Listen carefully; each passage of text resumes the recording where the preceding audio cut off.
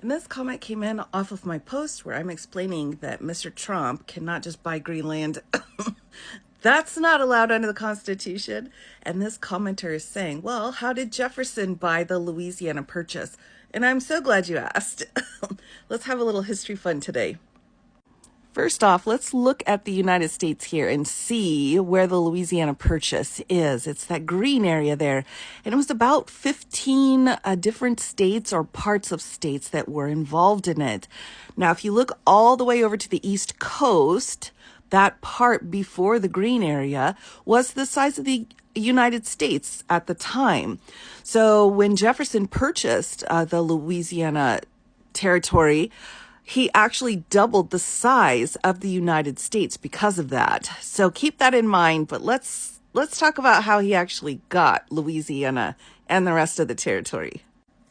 We need to have a little bit of backstory in order to understand how things went down with Thomas Jefferson, who's a bit of a diva.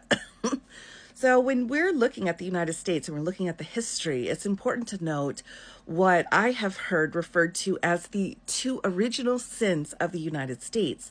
One was the indigenous people and relocating them and the harm that was caused to them. Two, of course, would be the slaves. So between the indigenous people and slavery, two of our biggest original sins in the United States, the Louisiana Purchase added some significant damage to both of those groups of people. So let's talk about Jefferson's perspective on government. Jefferson was anti-big government. He didn't like this idea of a federal government. It really kind of rubbed him the wrong way. So he was not a big fan of how the Constitution was written, but he was good friends with James Madison. And Madison said, look, I get it. I know you're not a big fan of the Constitution, but we have to have a strong central government. We learned the hard way through the Articles of Confederation that we need to have that. But I promise you, we'll put together a Bill of Rights to add to it later. And Jefferson was like, fine, whatever. I got stuff to do.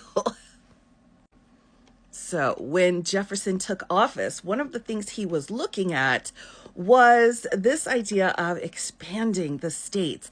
Now, the problem was he kept saying, oh, I don't like big government. I don't like this federal system. But when he was looking at expanding the United States, that's exactly what the federal government was going to be doing. So it was a little bit of a hypocritical moment for Thomas Jefferson.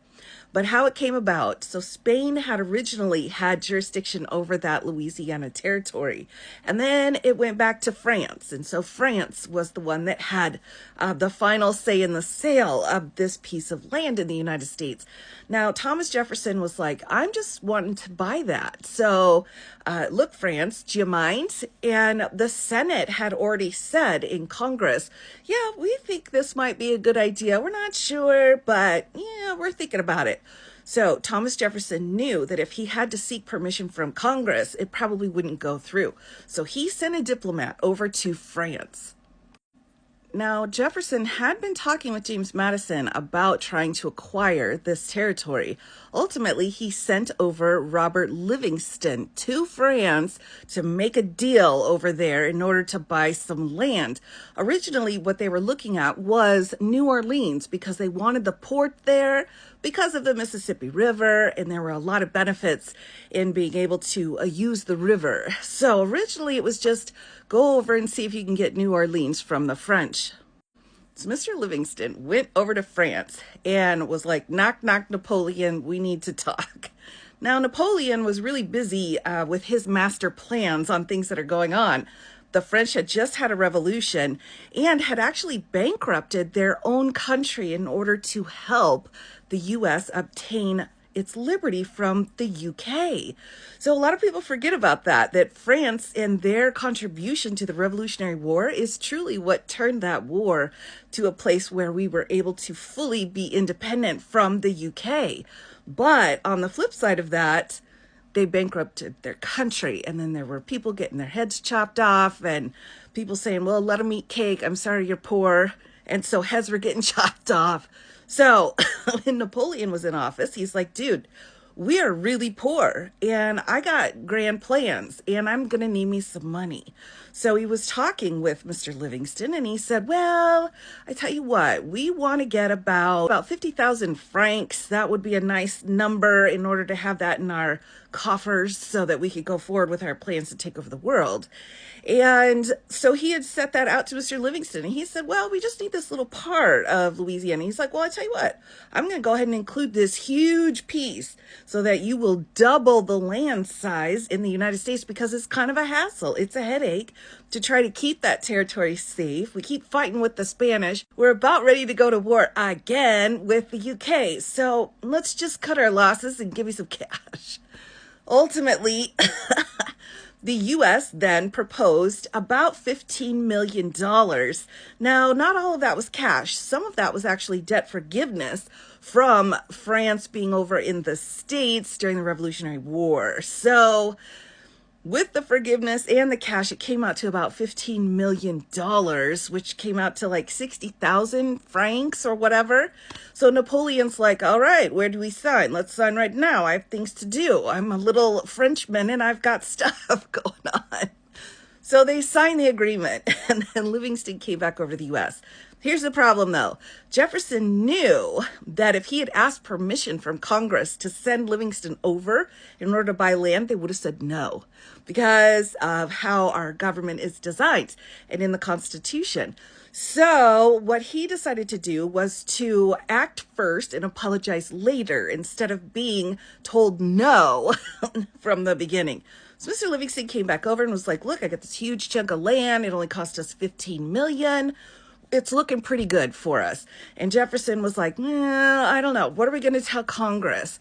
So he made the argument that the treaty powers set up under Article 2 for the president implied his ability to actually buy land. And one of Thomas Jefferson's biggest pet peeves about the Constitution was Hamilton saying, well, there's an implication. They imply certain powers. And Jefferson's like, that's crap. I mean, write it out or don't write it out. But this implied power stuff is ridiculous. So he came in, though, and used that actual argument with Congress, saying it's implied. So Congress said, I'm not sure that it actually is, but, it's a good deal. We're getting all this land, so we'll go ahead and approve it. So he got congressional approval, even though he went over and purchased it and brought it back. And that's technically not a constitutional piece that he could have done as president. But Congress was like, yeah, we're tired of fighting. So yeah, yay for Louisiana. Welcome. Now, that takes us then to what happened after the purchase. So Thomas Jefferson sent Lewis and Clark over to map that whole area out, because we're talking about the space of about 15 states or pieces of 15 states. And that's a lot of land. So he's like, dude, go up and down the river. I need some maps. I need to know what animals are over there. Like, I believe there's going to be woolly mammoths and stuff. And Lewis and Clark are like, well, we found prairie dogs, but no woolly mammoths. Sorry, sir, Mr. President. So they mapped it all out and then they went back to Jefferson. And then Jefferson's like, all right, let's break things apart so that we can govern easier there. And then he sent over people to separate the land out into different states and, of course, take care of that New Orleans port that was so incredibly important. So, long story short, too late, I know. Thomas Jefferson, as the president, truly did not have the authority to actually purchase the Louisiana Territory. But he finagled things in such a way he was able to get Congress to approve the purchase after it was already done. So when I'm saying Mr. Trump can't buy Greenland, I'm serious. He cannot buy Greenland. He is no Thomas Jefferson. We're not dealing with a little Napoleon. Nope, that's not who's in Denmark right now.